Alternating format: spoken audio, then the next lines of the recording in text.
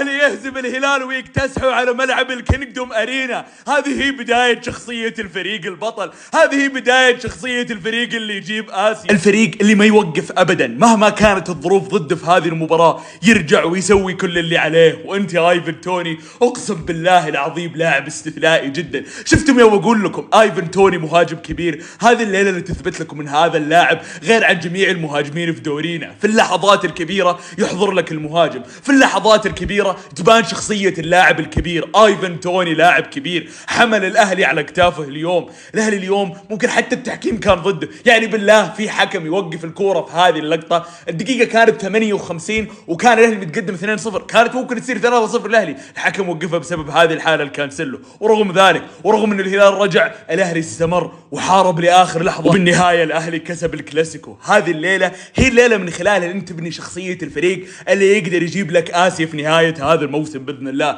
لسه في لاعبين كثير بيتكلم عنهم، إيبانيز، فيجا، دي مارال، جالينو، مجرشي وغيرهم، وايفن توني نفسه. لكن الآن وقف هنا شوية يا ملوك، مبروك، إضافة متابعة للمزيد وصلوا على النبي.